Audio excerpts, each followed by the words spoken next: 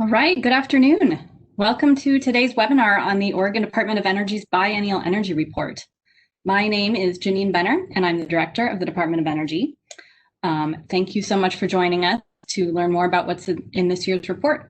I'll be your MC today, but I will be also joined by a number of authors of the report, and they will be making some cameo appearances during this webinar. And I just want to start by acknowledging that Indigenous tribes and bands have been with the lands that we inhabit today in the Willamette Valley and throughout Oregon and the Northwest for time immemorial. As the Coquille Chief Don Ivey said Tuesday at the annual Tribal State Government to Government Summit, Oregon has been home to tribal people before there was an Oregon. Odo's office is in Salem, the land of the Kalapuya, who are today represented by the Confederated Tribes of the Grand Ronde and the Confederated Tribes of the Siletz Indian, and whose relationship with this land continues today. The agenda for today, and the purpose of our webinar is to introduce you to the report's content through a brief orientation to each section. We'll start with a bit of background on the report and the process that we use to scope and draft it, and then we'll provide an overview for each section. Energy by the numbers, history timeline, Energy 101, resource and technology reviews, and policy briefs. We'll end by touching on a few of the topics that are covered in multiple sections, and then we'll talk about some of the next steps and end with some time for questions. Also, you might hear us refer to the report as the BER, which stands for Biennial Energy Report, and has become fodder for a lot of puns at the agency, but we're trying to break ourselves of the acronym habit. We hope that you'll engage with us today through the Q&A and chat functions. You can find these on the bottom right of your screen. Please feel free to submit questions to me and the Odo team through the Q&A box. My colleague, Casey Radcliffe, will be monitoring these and will either assign your question to one of our staff to answer. She may ask it to the speaker if it's a clarifying question, or she may suggest that it be addressed at the end of the webinar when there will be some time for Q&A. And we'll also be recording this webinar and the questions, so if we don't get to yours during the webinar, we'll try to follow up with an answer. If you have a technical issue, you can also submit it through the chat box. My colleague Jenny Kales is the host of our webinar, and she will be monitoring the chat, and she'll try to address any technical issues that come up. And we're also trying something new today, which is polling. So there will be a few times during the webinar where a question will pop up on the right-hand side of your screen, and we hope that you will answer it and engage with us there. But bear with us that this is the first time that we'll be using this functionality, so hopefully it will go smoothly. And also at the end of the webinar, when you sign off, you'll receive a brief survey from us, so please do take that and provide some feedback. And then lastly, as I'm sure you've all experienced in this virtual world, technical difficulties, internet glitches, and who knows what are quite possible. We are presenting to you from our home offices, living rooms, and kitchens. And if you're lucky, you may get to meet or at least see or hear a few of our kids and pets. But we really do appreciate the opportunity to be able to share this report with you today. So before we get into the report, a few words about the Oregon Department of Energy. We recently updated our mission statement and articulated our work into the 5 categories that you see here on the screen at the bottom. And the Biennial Energy Report is really a key product that the agency uses to help Oregonians make informed decisions about energy. And it's emblematic of several of the bullets that you see under what we do. It's a central place for Oregon's energy data, information and analysis that can be used for energy education, technical assistance, and helping to find solutions to Oregon's energy challenges. So why did we write this report? Well, in 2017, the legislature passed HB 2343, which charged the department with developing a report every 2 years to inform federal energy policy development and energy planning and investments. And this report, which is based on an analysis of data and information collected and compiled by the Department of Energy, provides a comprehensive review of energy resources, policies, trends, and forecasts, and what they mean for Oregon. As some of you might be familiar, the 2018 report, which provided deep policy dives on a handful of important energy topics like climate change, renewable energy, transportation, energy resilience, energy efficiency, and consumer protection. And this report takes a slightly different approach, which is really based on recommendations by stakeholders to provide shorter briefs on a wider array of energy topics. Each topic is self-contained and can be read either in the context of the report or on its own. And as you'll see when we go through them, the sections target different audiences. So you might be somebody who already has expertise in electricity, so you're skipping ahead to the policy briefs for deeper dives on those topics. But maybe you don't know much about transportation, so you spend some time learning about it in the 101 section. And if you're new to Oregon or energy, the history timeline is a great way to familiarize yourself with the key events that help shape Oregon's energy history. So now let's dive right in and start with the first section of the report, which is energy by the numbers. And this is a similar format to what was in our 2018 report so that you can compare charts and graphs between years. And the purpose of this section is to provide the facts and figures on Oregon's overall and sector-based energy use, energy production and generation, and energy expenditures. Energy by the numbers focuses on the metrics and data available to track how Oregon produces, purchases, and uses various types of energy. And you can see in the table of contents on this slide the different topics that we cover in this section. So now we are going to start with our first poll. It's going to be a quiz to test your knowledge of energy facts and figures. So you should see a poll pop up on the right-hand side of your screen, and I think you have about 30 seconds to answer that. So the first question is, which source of energy does Oregon import the most? And your choices are wind, hydropower, natural gas, or petroleum. And the second question is, what percentage of the electricity Oregonians use comes from nuclear power? And the choices there is 0%, 3.8%, or 8.2%. So give folks a few minutes to take that little quiz, test your energy knowledge.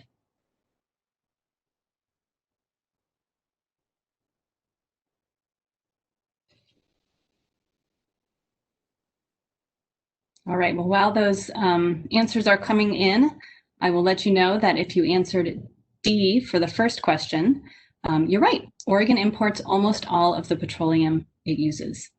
And the correct answer for the second question is B. About 3.8 of the electricity Oregonians use come from nuclear energy. It's imported from Energy Northwest's Columbia Generating Station nuclear plant in Washington State. So looking at the answers, it looks like a lot of you have been reading the Biennial Energy Report and know the answers to those. All right, so to tell you more about energy, what energy imports, produces, and exports, and how to read this crazy looking diagram, which the Odo team thinks looks like a squid, Stephanie Cruz from our Planning and Innovation Division is going to take the mic. She'll talk about some of the trends and what's new in Energy by the Numbers section as well. Thank you, Janine. So new to this report is the energy flow diagram, which we're showing you here, which shows a visual summary of how energy is produced, imported, and used. The diagram here is based on the 2018 energy generation and consumption data and is in trillion BTUs or British thermal units. So this chart gives you a high-level view and is an opportunity to compare what energy resources are produced in Oregon and what are imported. As you can see, hydro is the largest resource that's produced in states, and petroleum is the largest import. You can follow this chart from left to right. It starts with energy that's produced in Oregon, which are primarily renewables, and shows the energy imported into Oregon. And then from there, the chart flows through electricity generation and directly to the various sector consumptions. Transportation is the largest, and commercial is the smallest. And then all the way at the right of the chart, you can see the exports for electricity, the waste energy, and the use energy. The waste energy category includes all of the energy that is not harnessed for a specific purpose, and the energy that goes directly to serve a use, like lighting or heating, is shown in that use energy category. So this chart really highlights the vast energy efficiency potential in the state of Oregon. Next slide, please.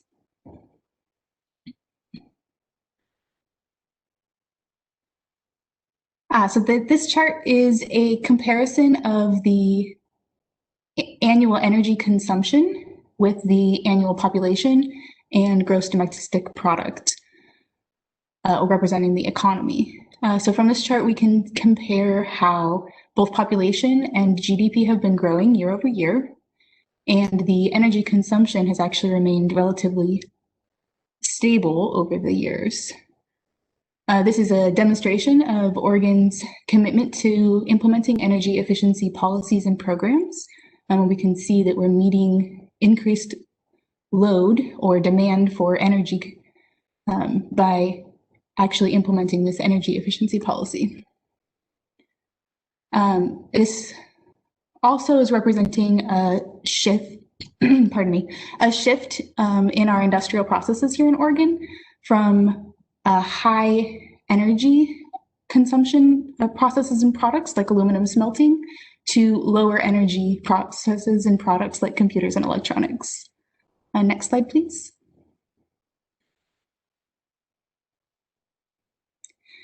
So this chart highlights how our energy efficiency programs are working in the electricity sector. So our vast potential for energy efficiency has for decades been meeting that increased demand.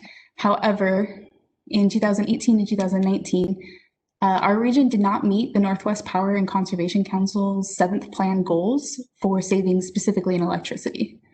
And the context here is that if we don't meet demand with efficiency, then we will have to invest more in costly generation infrastructure and imported resources.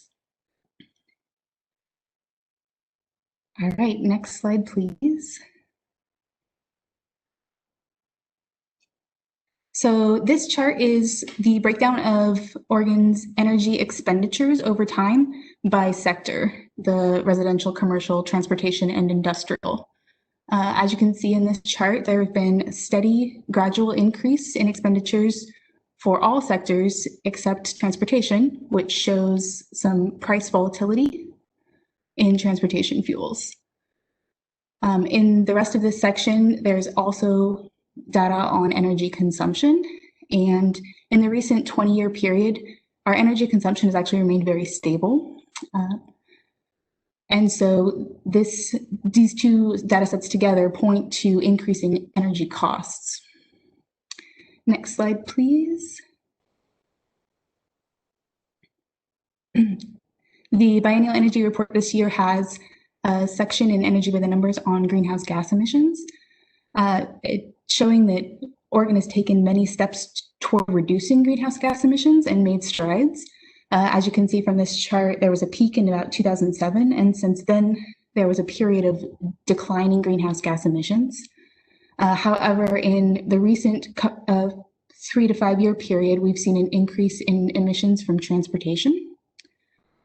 And currently, the state is now on track to meet the interim greenhouse gas emission reduction goal of 10% below the 1990 levels in 2020.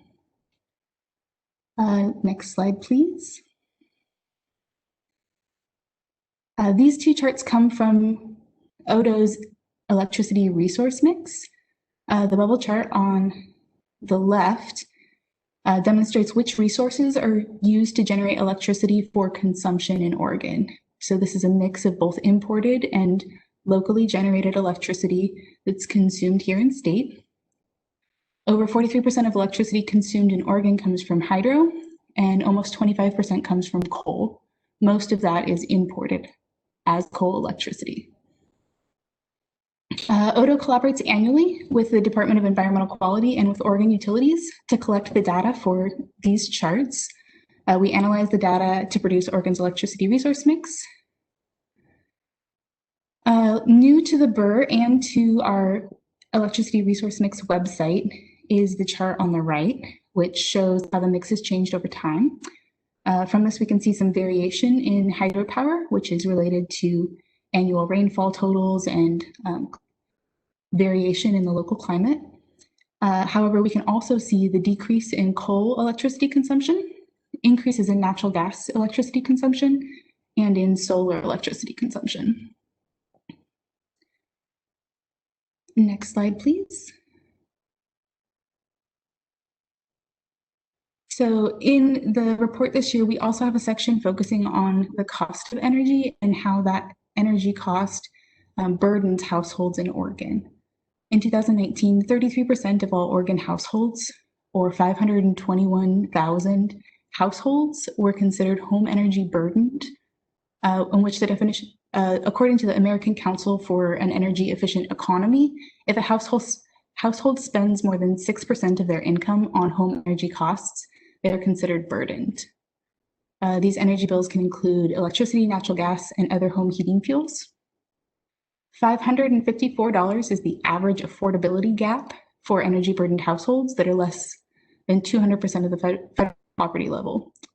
So with so many low-income Oregonians facing significant energy burden, Oregon's total energy affordability gap is estimated to be over $289 million per year, which is about 8 times the federal funding Oregon receives for energy assistance programs.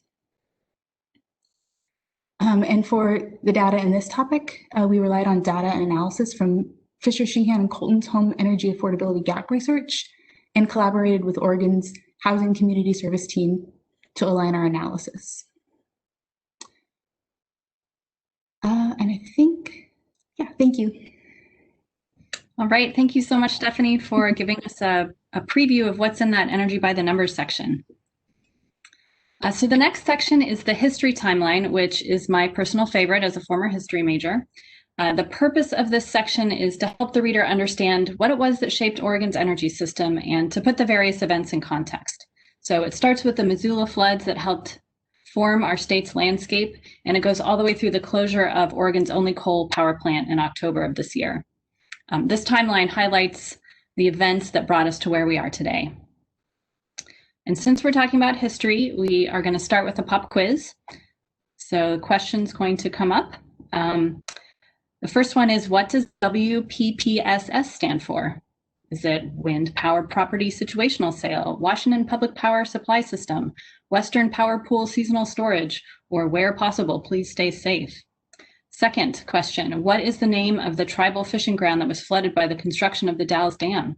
Is it Kettle Falls, Celilo Falls, or Klamath Falls? And the last question, what year was the Oregon Department of Energy established? Was it 1975, 1986, 1992, or 2020? So we'll give folks a little bit of time to answer those questions.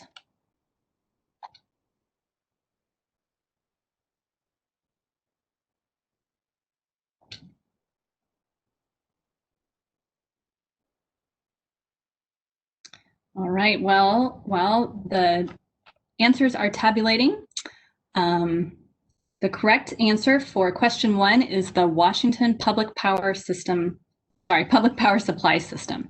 And on page 9 of the timeline, you can learn all about why that acronym is now referred to as WHOOPS.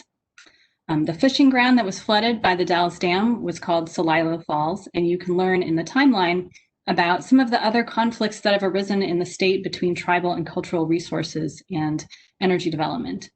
And finally, ODA was established in 1975, and that was actually before the US Department of Energy was created.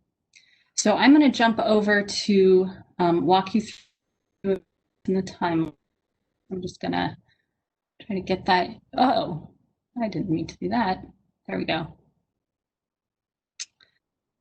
Okay, so you'll see that each little event on the timeline is marked by a little orange flag, and a red circle denotes where energy policies were enacted at the state and federal level. So as we were scoping this section and thinking about energy history, some key drivers jumped out at us. First, Oregon's landscape.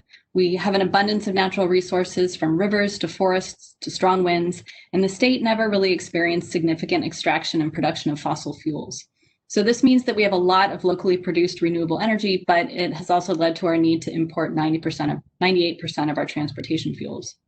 In addition, Native American tribes, as the original inhabitants of Oregon, have had their land base significantly diminished or completely removed, and this has altered the way natural resources are managed and has resulted in an enduring change to the landscape that influences the options for our energy system today.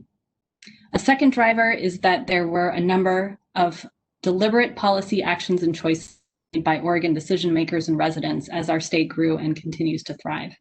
And these actions have affected the physical nature as well as the social and political aspects of our energy system. So three themes that stood out to us here were actions that the state took to get power to the people, actions we took to respond to energy crises, and actions we took to protect the environment. So I'll take you through a few events on the timeline to illustrate these themes. You can see in 1860, the streetlights in downtown Portland were lit with coal gas. In the late 1800s saw the first long-distance transmission line in North America actually built in Oregon between Willamette Falls and Portland. It saw the creation of General Electric, McMinnville Water and Light, and Pacific Power and Light, which is now PacifiCorp. You can also see, the early electricity companies were originally created to power electric railroads. And in 1911, you can see the Public Utility Act was passed to extend the jurisdiction of the existing Railroad Commission to utilities and transportation so that regulators could oversee this new electricity system. This low-cost electricity led to economic development on farmland and also to industries like aluminum smelters and shipbuilding, which helped fuel America's contribution to the Allied victory in World War I. And as we learned from the quiz, there were costs associated with this electrification. The damming of our rivers had significant consequences for Oregon's tribal people and the region's salmon populations. Now, viewing these events on a timeline also helps us see that deliberate policy choices were actually often made in response to specific energy crises. So if you go to, sorry to make you dizzy, 1973, the experience of that 1973 oil embargo and the quadrupling of oil prices and rationing of gasoline was in the minds of Oregon lawmakers as they created the Oregon Department of Energy in 1975. And that's why the themes of scarcity, sustainability, energy efficiency, and energy education are added in ODO's authorizing statute. And the timeline also shows you that actions taken by Oregon lawmakers were not unique. At the same time, Congress was also creating the Strategic Petroleum Reserve, CAFE standards for cars, and other federal energy conservation programs. And the last theme that I mentioned is environmental protection. So Oregonians have made deliberate choices to protect the natural resources of our great state. Behind the passage of our use laws, which affect everything from transportation patterns to how energy facilities are sited. And environmental protection was also a motivating factor for voters in 1980 when they passed an initiative making it extremely difficult to site a nuclear power plant in the state. And on the timeline, you can easily see that the vote on that measure came in 1980, about a year after the 1979 accident at 3 Mile Island nuclear plant in Pennsylvania. And finally, concerns about pollution and climate change have driven a number of the more recent actions, from the 1997 creation of the nation's first price on carbon, the FSEC CO2 standard, to the creation of the Oregon Global Warming Commission and the passage of the state's Renewable Portfolio Standard 10 years later in 2007. And you'll see that this timeline ends with the closure of the Boardman coal facility, Oregon's only coal plant, on October 15th, but construction is underway on multiple large-scale wind and solar projects, including innovative projects that combine multiple different technologies. And you will hear about these technologies and how they're cited and permitted in the next section.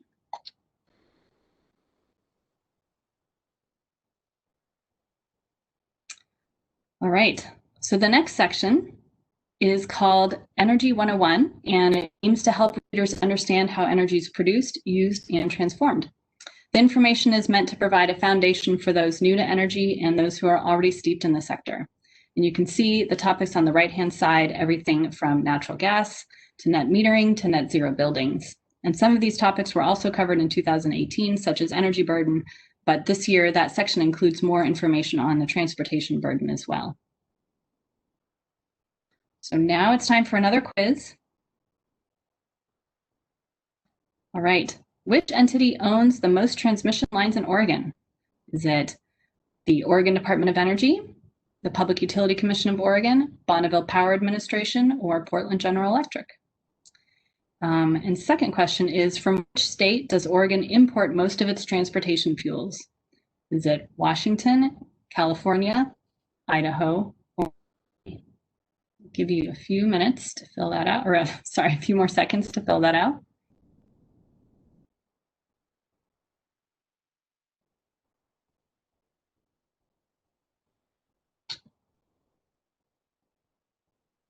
All right, while the results are being tabulated, I will tell you that the answer to the first question is the Bonneville Power Administration, and you can learn all about transmission in the Electricity Transmission 101 topic. And the answer to the second question is Washington State, and you can learn about where Washington gets the fuel and how it gets to us in the Where Our Transportation Fuels Come From section. And now we'll highlight 3 101 topics for you, starting with how energy facilities are cited and permitted in the state. And to do that, I'm going to introduce Todd Cornett, who is the head of our citing division. Right. Thank you, Janine. The 2020 Biennial Energy Report provides a high-level overview of the citing and permitting of energy projects in Oregon. Now, energy projects can include many types of facilities. People typically think of these as electricity generating projects such as wind and solar or high voltage transmission lines, but energy projects encompass many types of different facilities. A few other examples of these are battery storage, underground natural gas storage, and the production of ethanol and biodiesel. Energy projects can be and are proposed and cited all across Oregon. They can be proposed by the utility companies, independent power producers, and even sometimes government agencies. Two terms that are often used in relation to energy projects are the citing and permitting. Citing is related to where a project is proposed. So this is typically in relation to the selection process of where to place a project, but is also used in the context of making sure that a site is an appropriate location for a project. For example, my division supports the Energy Facility Siting Council, which has the authority to determine whether or not a proposed site is an appropriate location based on an evaluation of the project against all applicable standards. So that review process to determine whether or not a project meets all applicable standards is typically referred to as the permitting process. And these vary across the different agencies. Next slide, please.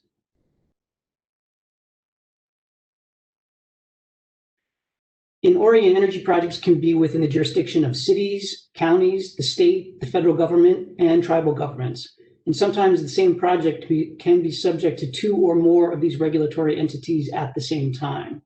The table on this slide, taken from the Biennial Energy Report, at first glance is pretty busy, but it does a really nice job of showing which entity has which jurisdiction over some of the more well-known and utilized projects in Oregon.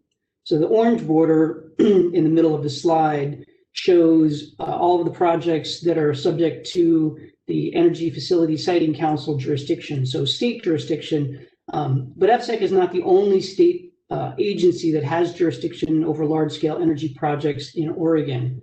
The next column over shows the Oregon Water Resources Commission has jurisdiction over hydroelectric projects and some pumped hydro projects. And then the column to the right of that shows that the Oregon Department of State Lands has jurisdiction over offshore wave and wind projects within 3 miles of the shore. And one last thing I'll point out on this slide is that the second to the left column shows county projects within subject to House Bill 2329. So during the legislative session, the 2019 legislative session, House Bill 2329 was approved, adding a new category of renewable energy projects that were reviewable at the county level. This increased the size of wind, solar PV, and geothermal projects subject to county review, but subject to additional standards. And that's why there is a second column in addition to the first column of county jurisdictional projects, because there is variation between the size of those projects and what standards are applicable. All right, thank you, Janine.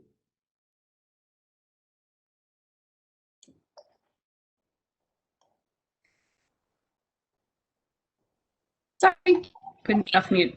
Thank you, Todd. Now I'm going to turn it back to Stephanie Cruz, who will talk about what you can find in the Energy Bill Basics topic. Thanks again, Janine. So energy is part of all household and business budgets.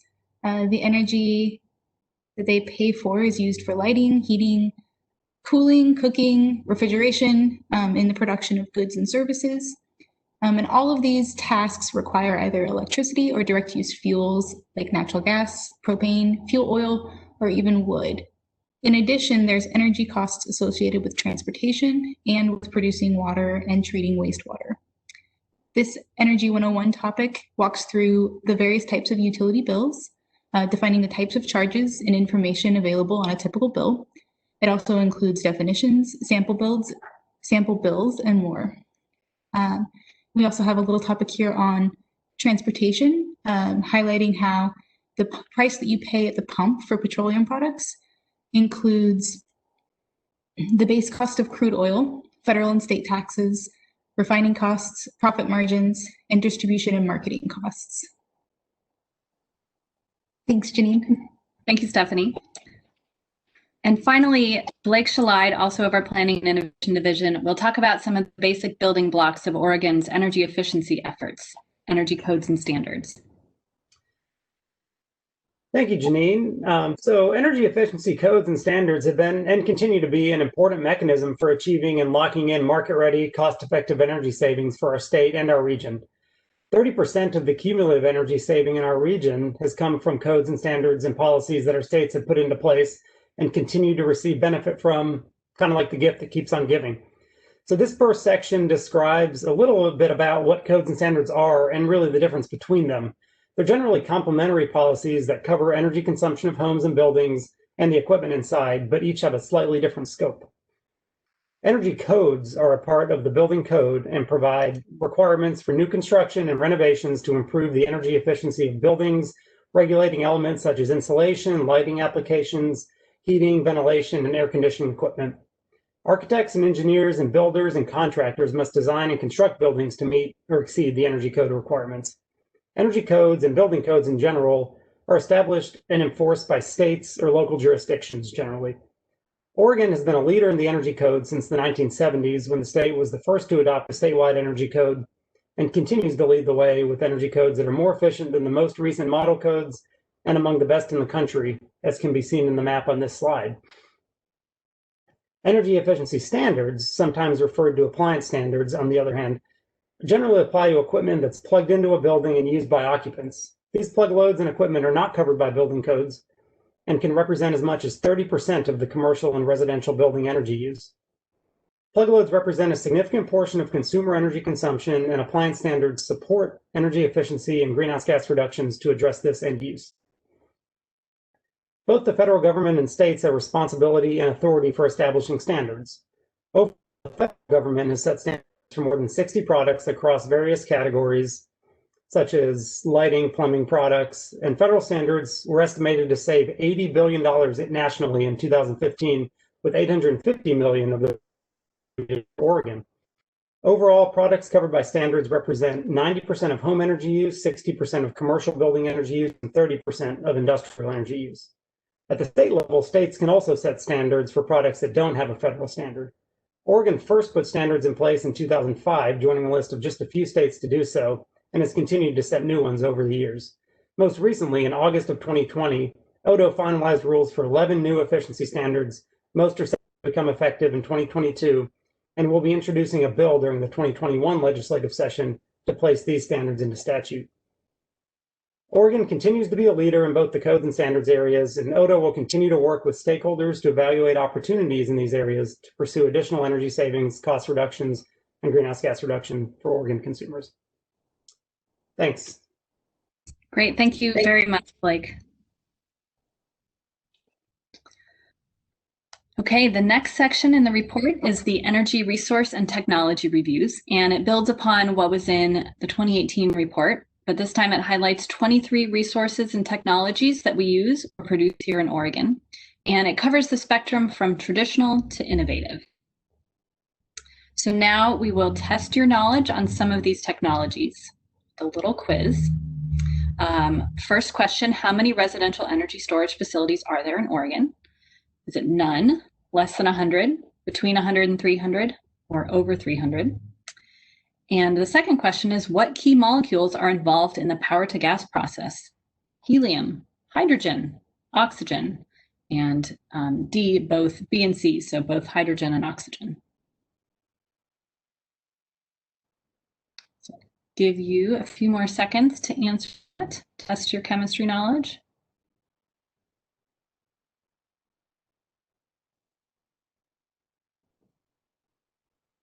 Okay, well, as that poll is tabulating, I'll tell you, you can find the answer to question 1, which is C, in the Residential Energy Storage Review, which we'll highlight next. And the answer to the second question can be found in the power to gas topic, which describes the process of using electricity to split water into hydrogen and oxygen to produce hydrogen gas that can be used as a combustion fuel like natural gas or in industrial processes. And you will hear more about this in a moment as well. I'm going to ask Rob Del Mar in our Planning and Innovation Division to talk about the Residential Energy Storage 101. And I also want to note that we have a 101 on utility scale storage as well, but Rob will just be talking about residential storage today. So go ahead, Rob. Thanks, Janine. So these residential energy storage systems consist of a bank of rechargeable batteries and associated controls, and they're designed to store and deliver energy for use in a home.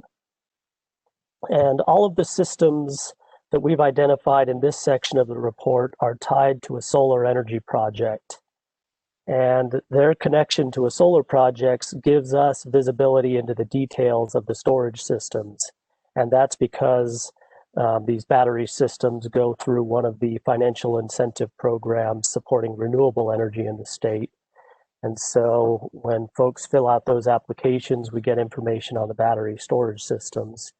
And the table that is displayed on the screen is the average sizes of residential energy storage systems and how those are distributed. So you can see that most of these systems fall in the range of 10 to 14 kilowatt hours of storage.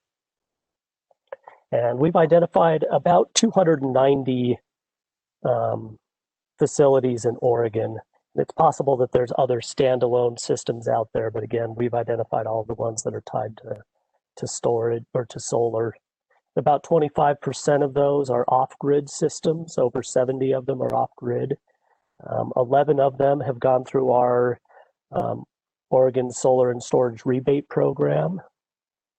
And most of the residential storage systems in Oregon provide backup power for the home. And there are actually other use cases, including providing services to utilities and to the grid.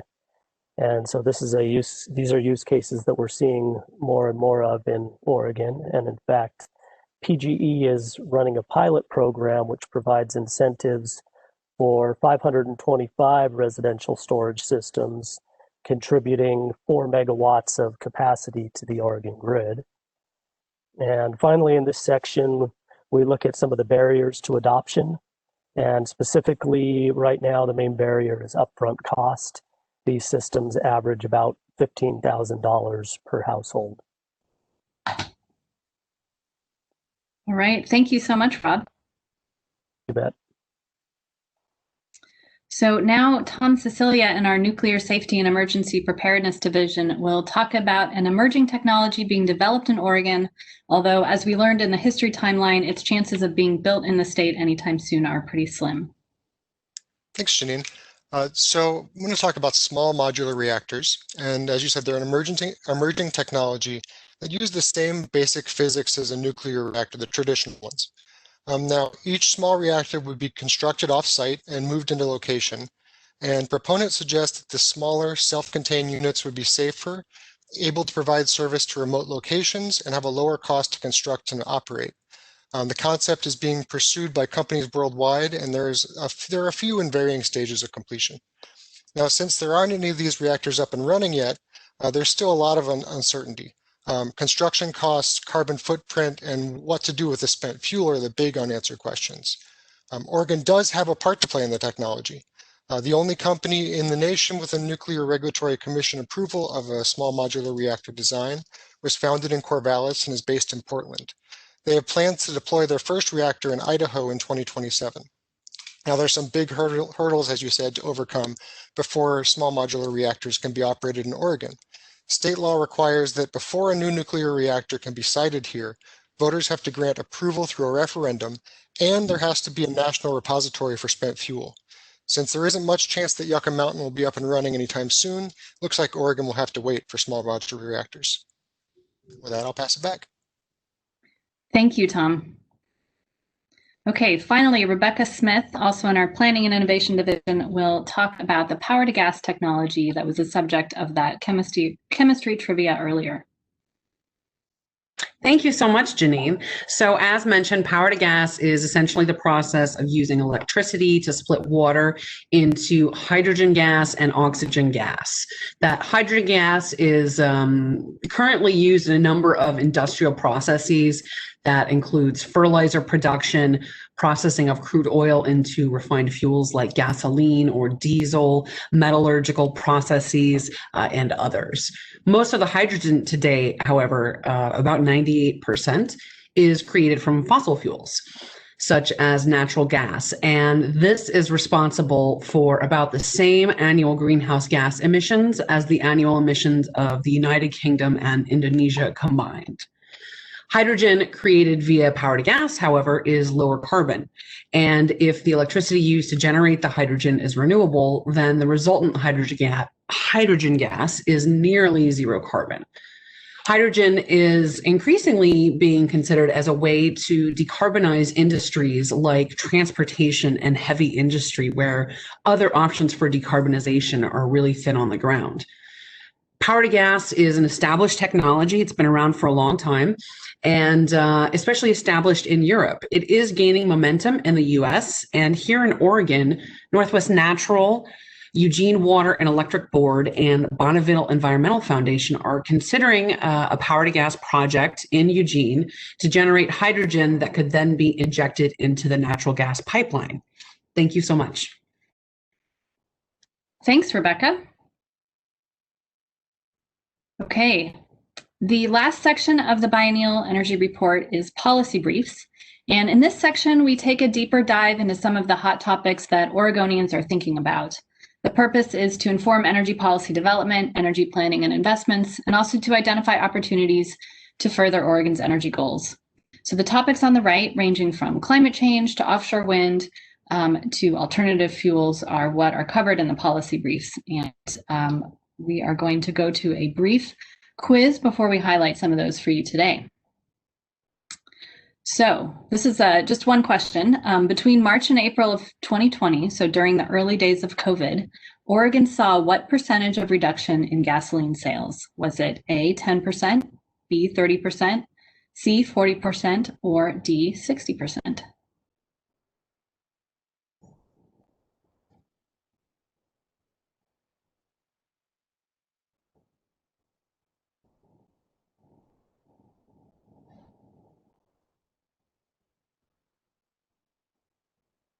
Okay, while those results are calculating, I will tell you that the answer is that gasoline sales dropped by 40% between March and April of 2020. And I'm going to invite Wendy Simons from our Planning and Innovation Division to share more about how COVID-19 has affected Oregon's energy sector. Great, thanks, Janine. This section on COVID-19 in the energy sector provides a snapshot of several ways in which COVID-19 and our actions to slow the spread of the coronavirus have affected the energy sector as of October 2020.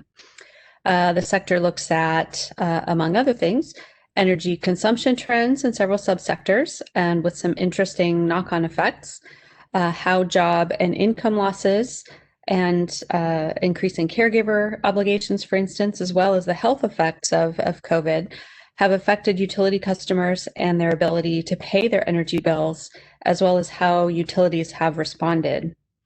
Another topic is trends in renewable energy development, as well as trends in electric vehicle adoption and energy efficiency spending. And lastly, trends in greenhouse gas emissions. So as the slide notes, and as the quiz, the kind of polling quiz just noted,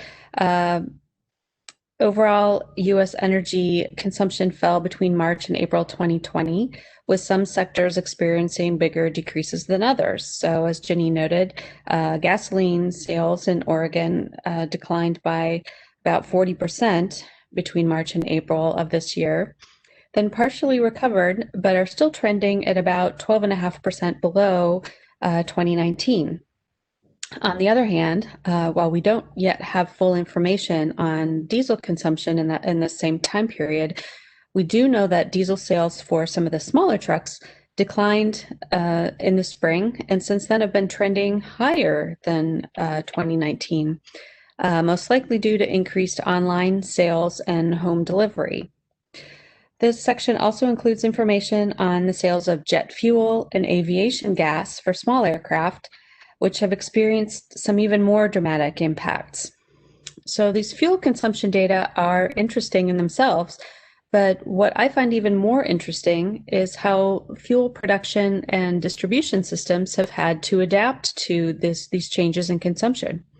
For instance, what do we do with a sudden glut of winter grade fuel just a few weeks before the May 1st date for switching to summer grade fuel? Or at a simpler level, what do we do with a sudden glut of fuel that no one is buying when we have a refinery system that is still churning out new refined fuels? So the answers to these questions and some other aspects of the fuel system's responses to the pandemic are covered in this section. And I'll also mention on this slide, there's been a lot of conversation and activity by utilities and community service agencies to provide assistance for consumers who are struggling with their energy bills. And the section summarizes some of the early available data about what's happening with, for instance, unpaid bills or customers being behind on their bills, some of the differences among different categories of customers with respect to their energy burden and how they've been affected, and also differences in how some of the various utilities have been affected because utilities have different customer bases. So that is it for COVID. If you'd like to move to the next slide.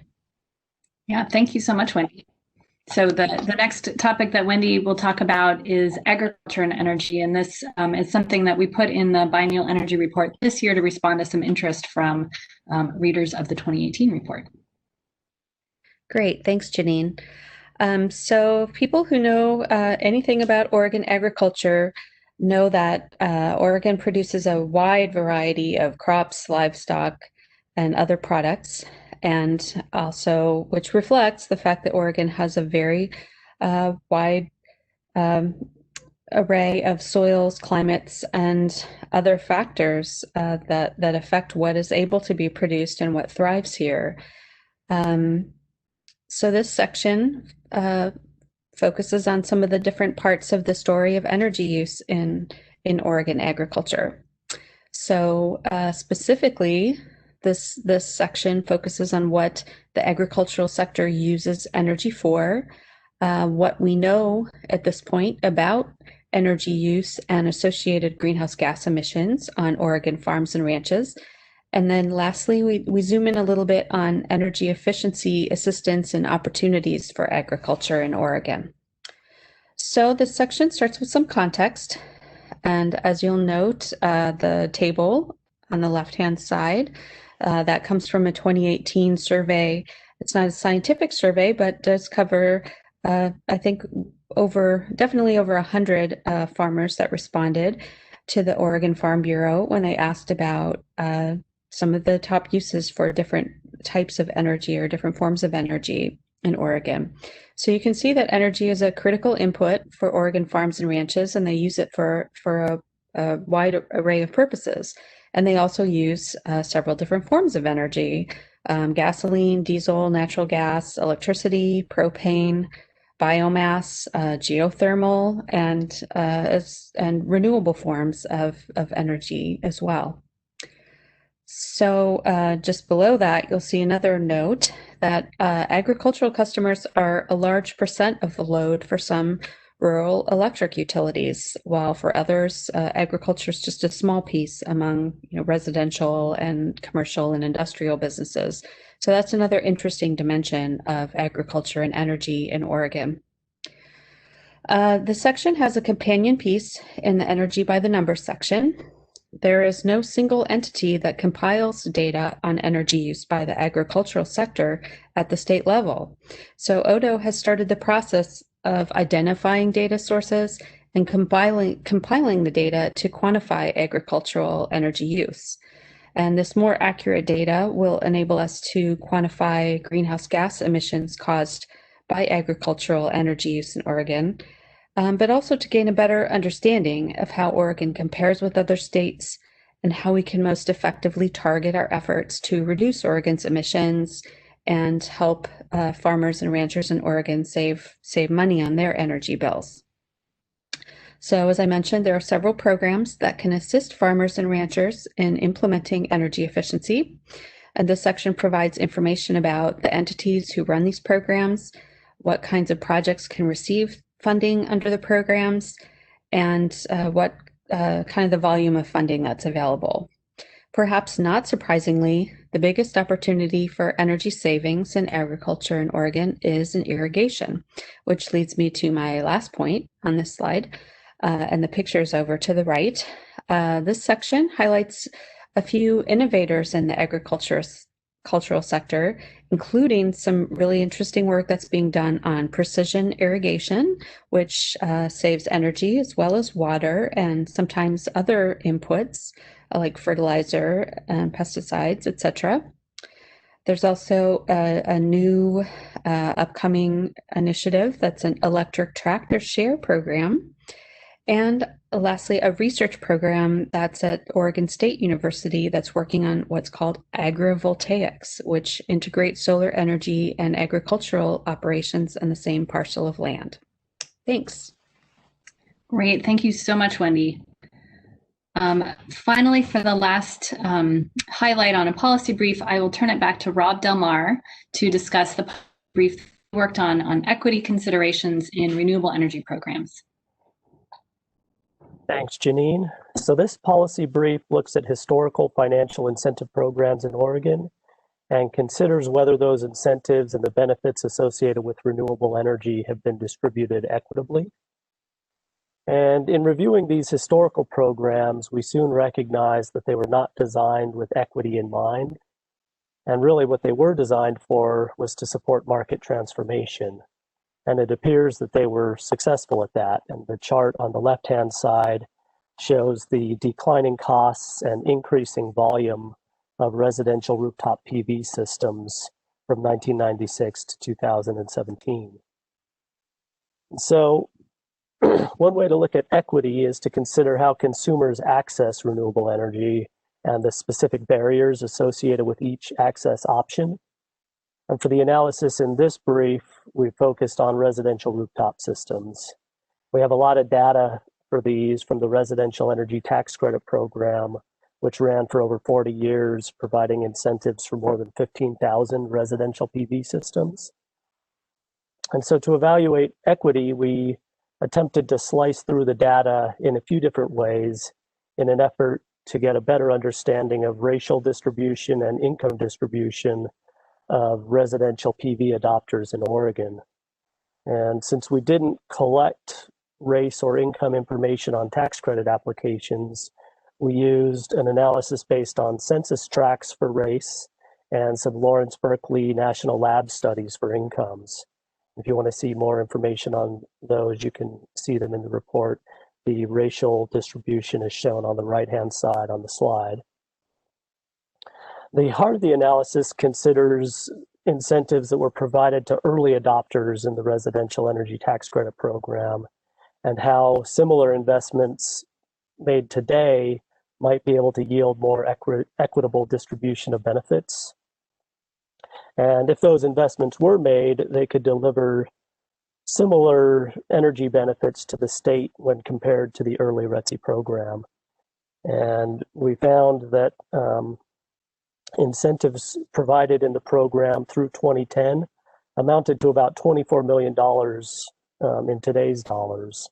And so if you were to spend $24 million today, it would be possible to deliver more equitable outcomes with similar societal energy benefits to the state.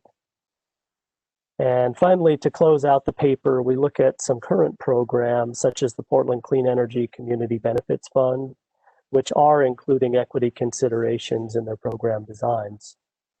And with that, I'll pass it back to you, Janine. Great, thank you so much, Rob. Okay, so we've now been through all the major sections of the report, but before we end, we wanted to spend a little bit of time talking about how these sections are connected. So for example, on energy efficiency, take energy efficiency as a topic. The technology reviews contain foundational information on resources and technologies, the barriers to adoption, and some of the non-energy implications.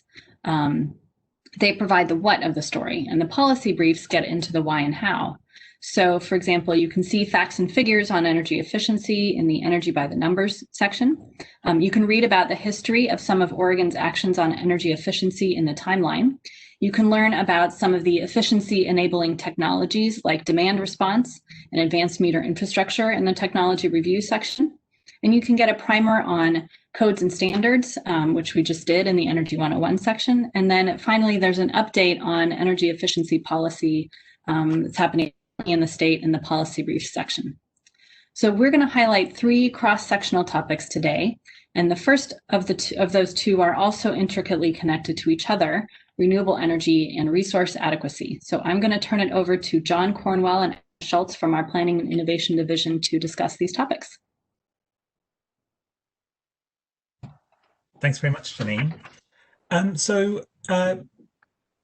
Renewable and clean energy standards are policies that require a minimum amount of energy supplied to come from renewable or clean energy sources by a certain time period. These policies have become important drivers of growth of renewable and clean energy resources across the country, including in Oregon, which has a renewable portfolio standard requiring 50% of electricity to be supplied by large utilities to come from eligible renewable resources by 2040.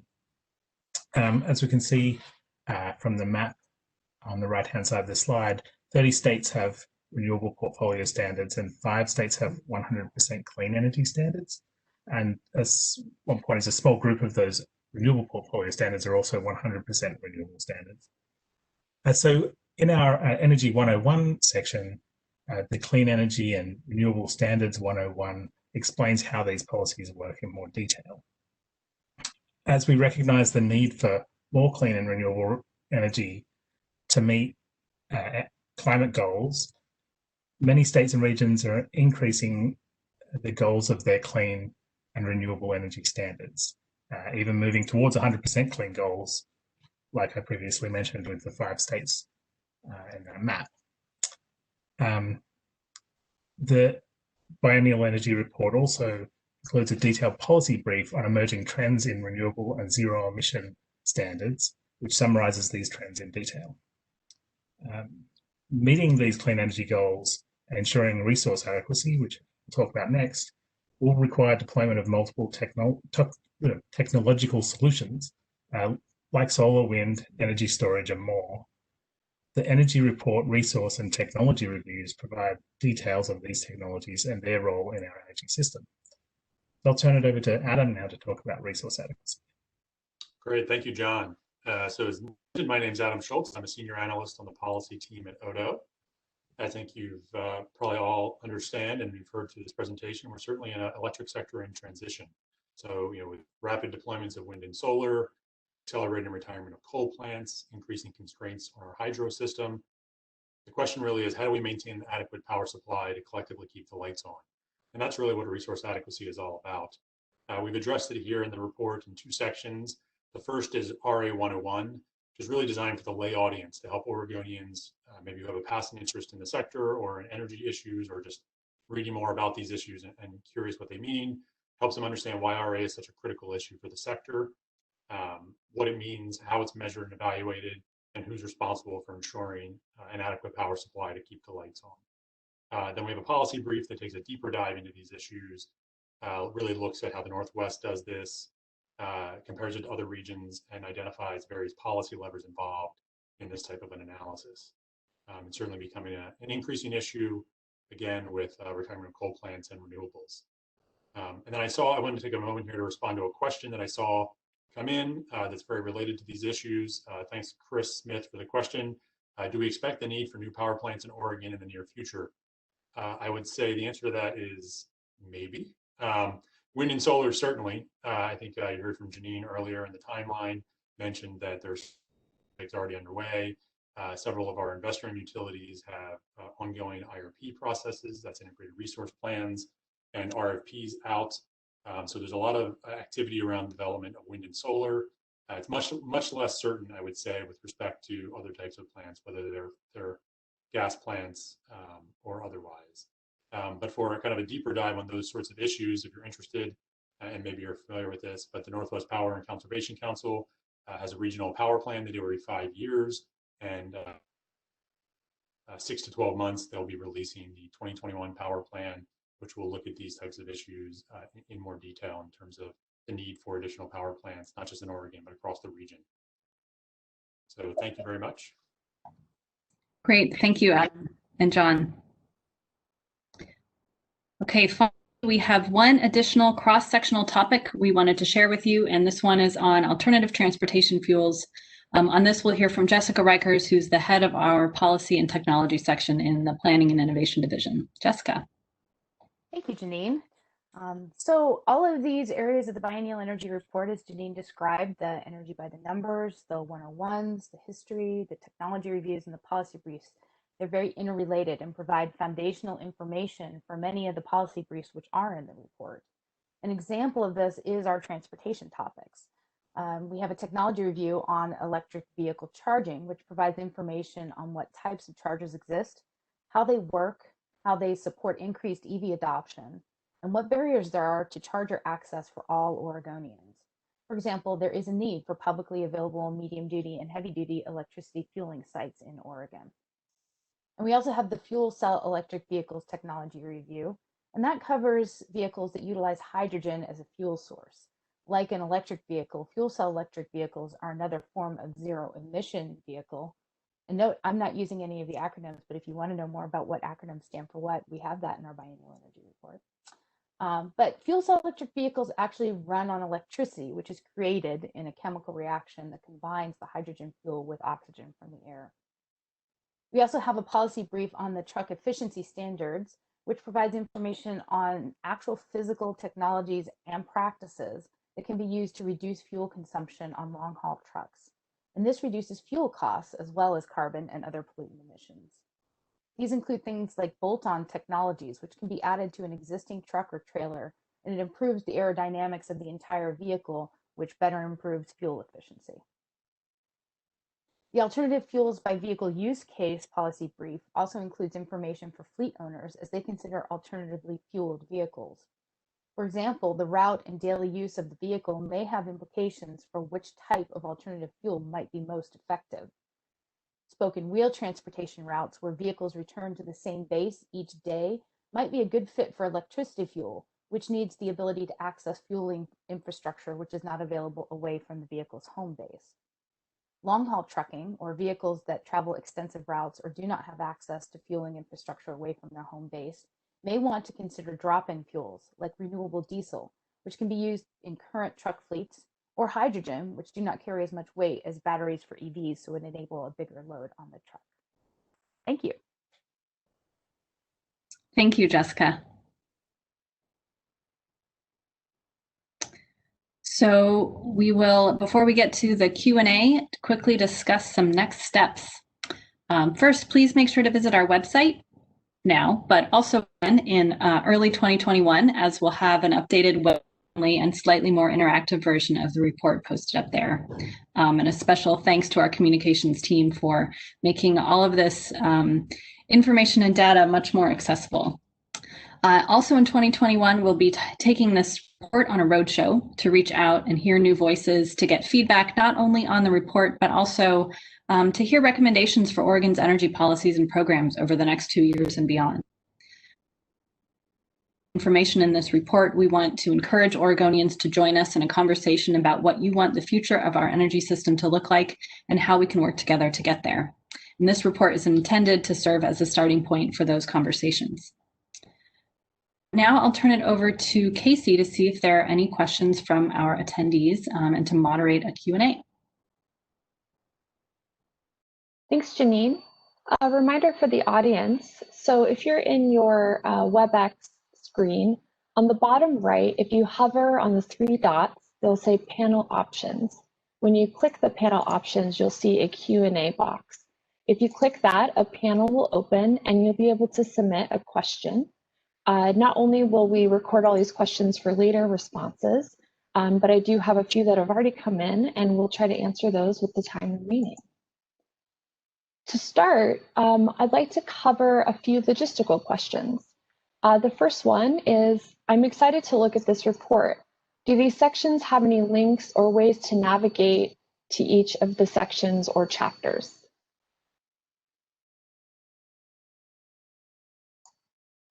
So I think I'll cover that for the group.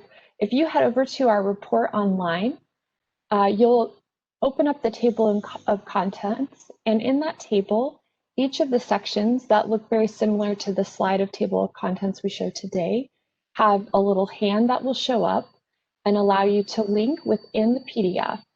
Also on our main website, you'll see panels, and each of those panel icons open to within each section that we've covered.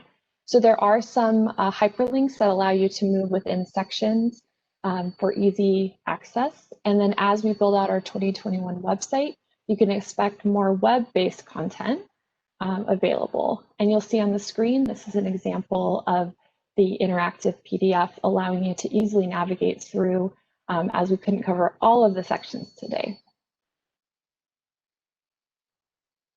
A second logistic question is this webinar being recorded? Will I be able to share it with others? Yes, we are recording the webinar right now, and we will post that. So you will be able to return to our website and share that recording with others or revisit it if you have any questions. Okay, over to some topic-based questions. I think we'll send this one over to you, Janine. Do you cover any specific information about energy efficiency? Why, yes, Casey, thank you. We do. Energy efficiency shows up in a number of places in the report. Energy by the numbers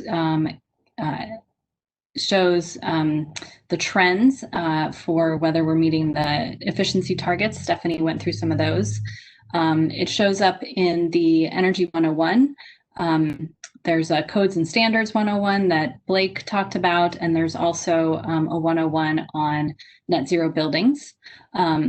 There's a policy brief that talks about what's happening now on energy efficiency policy in the state, talks a little bit about equity considerations, working to integrate those into energy efficiency, and also about the recent trend to address climate change through energy efficiency. So yes, it shows up many places. And one of the things that we may be adding, I think we're going to be adding in early 2021 to our website is an index. So you could, look at a word or a concept like energy efficiency and see all of the places where it shows up in the report. Thanks, Janine. I'm going to move over to two questions related to transportation. Jessica, first question, why was there a dip in gasoline consumption in February of 2019? So this was shown on slide 30 when Wendy was talking about COVID. And this actually occurred in the prior sequence, but it's an obvious dip in the graph. Jessica, wondering if you have any insights there. Sure. I can't get into the details, and if you play with the data, certainly there may be other things involved, but there's a couple things that happen in February. February is a short month, so we tend to see a drop in consumption during that time just because there's not as many days in the month. But it's also a cold month. It's a time people don't tend to travel as much. Gasoline is mostly associated with the use of light duty passenger vehicles. So February is a time we don't see people driving a ton. So it's probably just normal variance that we would tend to see at that time of the year. Thanks, Jessica. Also, just a quick reminder that there's a large transportation chapter covered in our 2018 biennial report, along with some other large comprehensive chapters on climate change and other sectors and information. So a reminder there that if you're looking to get into a detailed dive in some of those topics, our 2018 biennial energy report has some great subject matter there. Jessica, a second question from the audience. Does Oregon expect more charging stations for medium and heavy duty vehicles? Second part of that question is, what are the rate recovery procedures for those type of projects? Does Oregon expect more transmission opposed to distribution or infrastructure to be built? Yeah, great question. I don't know who asked that, but if you want to talk more about this, please feel free to reach out to me and I can get myself and other members of the team to give you more details. But to the question of will we need more infrastructure, that's a question that Oregon is tackling right now. The Oregon Department of Transportation is leading their Transportation Electrification Infrastructure Needs Analysis Study, which we're calling TINA because that's a mouthful to say. That study is ongoing right now with anticipated information to be released by June 30th. The information in there will include a look at what kind of medium and heavy duty infrastructure gaps we have in the state. And that's probably going to be pretty significant. There isn't a lot of medium and heavy duty electric vehicle charging infrastructure in the state at all. There's also a couple other initiatives going on. The Every Mile Counts work is an interagency collaboration between ODOT, ODO, the Department of Environmental Quality, as well as Department of Land and Conservation Development. And we're working to help implement the activities in the statewide transportation strategy, which is how we're going to reduce greenhouse gas emissions in the transportation sector. There's a heavy focus in that on how do we reduce emissions by going with cleaner vehicles and cleaner fuels. So electric vehicles play a big role in that. And that's just kicking off. There's information on ODOT's site about that. And ODO and ODOT have collaborated to build two tools, a transit bus tool and a school bus tool. The transit bus tool is getting ready to be published in probably about a month. We just got it finished with beta testing. It is a way to analyze the costs for procuring not only the bus itself, but also the necessary charging infrastructure so that fleets can sort of do a cost comparison between electric or a regular diesel bus or a compressed natural gas bus. And we're doing the same thing for school districts with a school bus tool that will probably be coming out around March or April of this year. So there's a few things going on at the state, and there's even more. I just wanted to highlight a few. As far as rate recovery goes, that's a lot of that is undertaken by the Public Utility Commission here in Oregon. They work with Pacific Power and PGE and Idaho Power on what kinds of ways they can help pay for some of the infrastructure that's going on. There's a lot of really, really interesting work that's happening in that right now. In particular, I'd mentioned that PGE has already worked on a school bus program where they'll be installing chargers for school, few different districts in the state. And also just announced that they're going to be building a medium and heavy duty electric charging infrastructure on Swan Island, which they're calling Electric Island. So if you're interested in that, look it up. There's also opportunities for utilities that are, whether they're the big investor-owned utilities or consumer-owned utilities, get clean fuels program credits through DEQ's program and monetize those credits to help with the building of infrastructure. And many of the state's utilities have used those dollars for exactly that, putting in infrastructure territories. So another potential way of getting some money to install that infrastructure. And the last question, that's a big question that we're working actively on at ODO because we're in the process of developing our biennial zero emission vehicle report, which will dive into a number of data and facts around electric vehicle adoption in the state. But one of the questions we're asked to address is what are the potential impacts to electric utilities by increased electric vehicle adoption? And that need for transmission or distribution system upgrades is something that we'll be actively looking into. I could say that the question is falling more on the concerns around the distribution system than it is on the bigger transmission system, at least right now. So stay tuned for that. And if there's any other questions, reach out to me after the meeting. Thanks, Jessica. So many cool things happening. transportation. It's great. I'm going to turn over to Todd.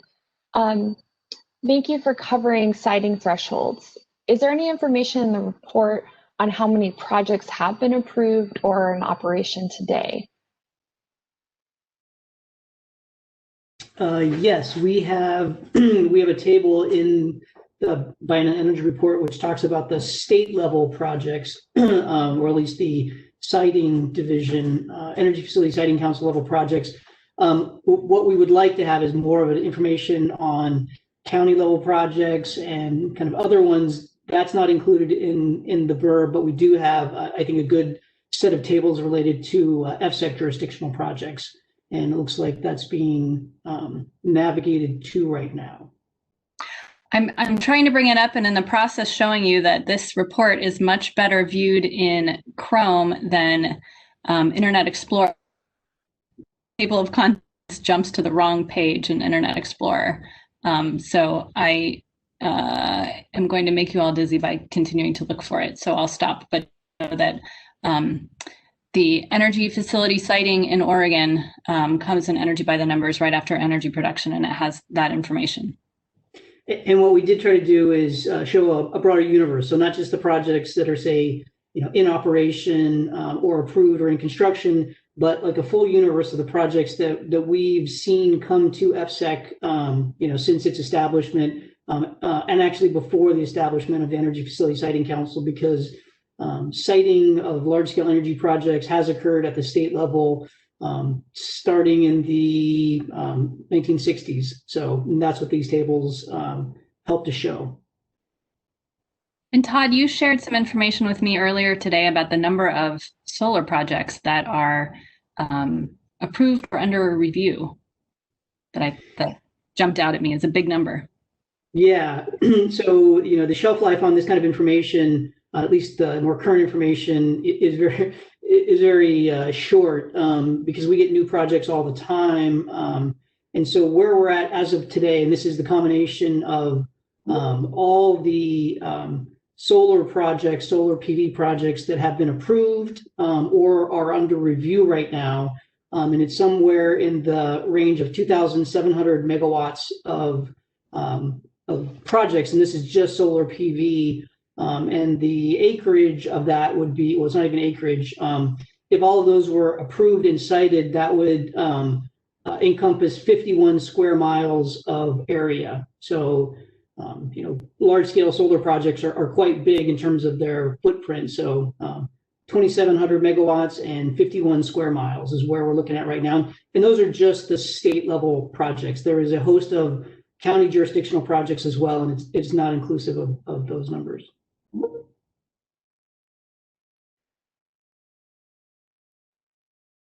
Thanks. Thanks, Todd. Some really good questions coming in. So a reminder there, feel free to put those in the Q&A. We may not get to all of them today, but we'll make sure to record those and get responses back. A quick one for Stephanie. For Energy by the Numbers, what are the sector profiles? Are those the same thing as sector consumption? Thanks, Casey. So the sector profiles include kind of high-level summary information about what is included in each of those sectors, as well as information on the energy consumption and energy expenditures for those sectors, including detailed breakdowns of what types of energy are consumed and what resources provide the energy that goes to those sectors. Thanks, Stephanie. And while I have you, we had a question about looking at the slide referring to energy efficiency and the results from the Northwest Power Conservation Council energy efficiency goals. It looks like we may be coming up short. Is there any mention about this trend in energy efficiency, or are there other sections of the report that discuss energy efficiency or more detail elsewhere? Yeah, Casey, thanks. So in the energy efficiency policy section, you can find out more details. And then in the energy by the numbers also, you can find additional information about where we're hitting or where we're at for our natural gas energy efficiency goals, which those ones we are meeting targets or exceeding them for the recent few years. So the downward trend for the electricity sector could be tied to a change in focus in the energy efficiency implementers, or it could be tied to other factors. We have the Northwest Power and Conservation Council is actually in the middle of writing the 8th Power Plan, and that'll be coming out early in 2021. So I would say that there's more information coming soon to help lay out why there's this drop in energy efficiency savings and how that's going to be addressed going forward.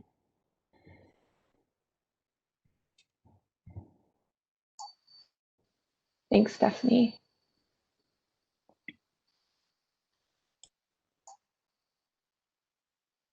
Okay. I think, Janine, we'll head back to you for your favorite section on the history timeline. I really like the history timeline. Will Odo be talking more about history in 2021? Great question. Thank you. Yes, we hope to. To be honest, we had envisioned writing much more than a timeline. And then as we started to undertake it, we realized it's really worthy of a book topic, Oregon's energy history, but that's a lot to take on. And I think we recognize that there are a lot of people who've lived the energy history, who understand it, who've been a part of it. Northwest Power and Conservation Council has done a great job of putting that electricity energy history on there. And so we recognize that to be done before we can present it in a comprehensive way. So that's why we're starting with this timeline. But I think one of the things we'd like to talk about in the roadshow for 2021 is what did we miss? What other themes are there that people recognize? Are there areas where people want to do a deeper dive on history? So yes, the short answer is yes.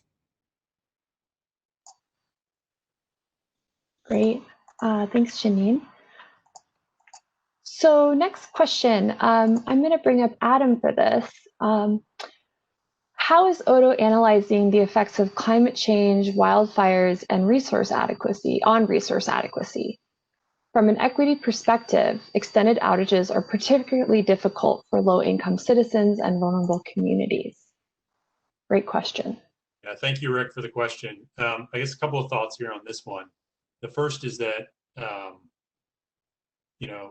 for one, I guess the first thing I'll say is that we don't actually analyze resource adequacy at Odo. So that's the first thing there. That's being done regionally by the Northwest Power Council. Certainly individual utilities are evaluating resource adequacy. So just to be clear about that, we're not actually in the business of evaluating the adequacy of the power system at Odo. That said, certainly the climate change induced wildfires is an increasing concern in Oregon and across the West. Those impacts and risks from the evaluation of adequacy, so the adequacy really is looking at the long-term power supply reliability over kind of a 1 to 5 year time horizon. So we're really trying to look at the availability of resources compared to changing loads demand in the future. So the wildfire issue is certainly an important one, though. And just for some scale and context here, California made a lot of headlines over the summer in August when they had a resource adequacy induced event where they were short of power and had some rolling blackouts. The scale of those blackouts, though, has been dwarfed in 2020 and in recent years by the public safety power shutoffs related to the wildfires. So it's a kind of an interesting point that you're bringing up, kind of connecting those two issues, because they both can result in power outages, which certainly can have disproportionate impacts on our low-income communities.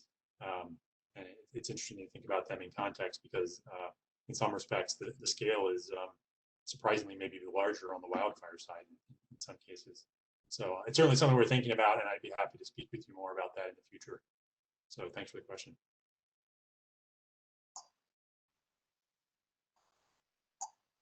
Yeah, and as you can see on the screen, highlighting some of our new graphic and information leading presentation on that information. So some cool new images for the readers here. Yeah. I think we have a few other that we can, oh, yes. Oh, sorry, I just wanted to highlight that there's also a policy brief climate vulnerability assessment. So how our energy systems are vulnerable to climate change. And this is really a teaser for a bigger assessment that we'll be doing working with the energy industry on. Well, I should also add real quick that there is specifically a wildfire section in the BER as well for Rick or anyone else who's interested. It's mostly focused on the Governor's Wildfire Council report, the legislative activities, and then mentioning the upcoming dockets for which there is a workshop actually next week at the Oregon PUC for those interested.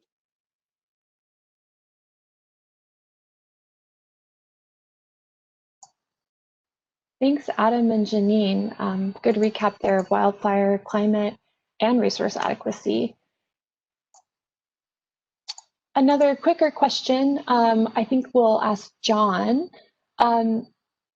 It looks like there are some reprisals of technology reviews. Is this new information or the same as 2018? Has it been updated?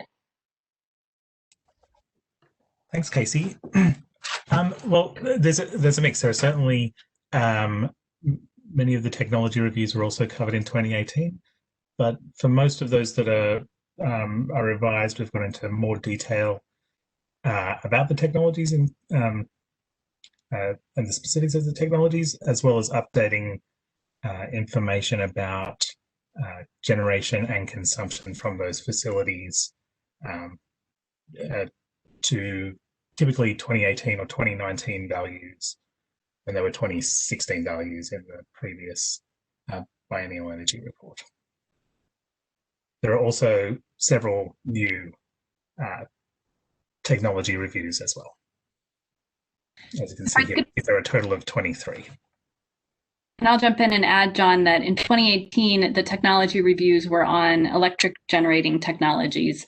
And so in 2020, we expanded it beyond that and including electric vehicles, microgrids, nuclear was not one that we covered in 2018. And one thing that we're looking at for future biennial energy reports is going beyond some of these bigger technologies and actually getting into some of the energy efficiency technologies. So what's a heat pump water heater, for example? And we'd love to hear your thoughts on what technologies you would like to learn more about. Is there something that we missed that you think would be worthy of inclusion in our next report?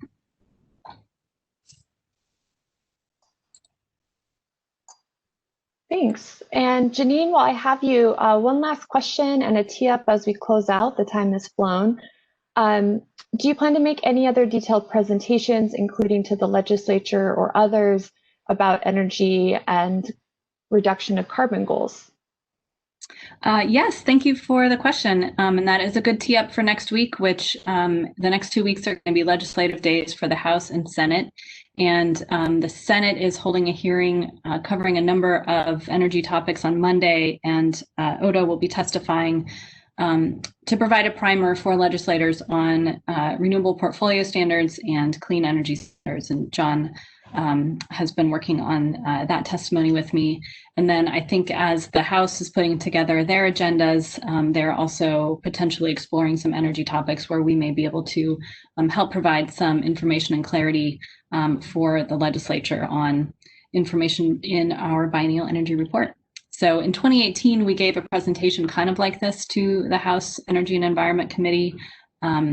And I don't know whether we'll be asked to provide an overview of the biennial energy report, but certainly various topics.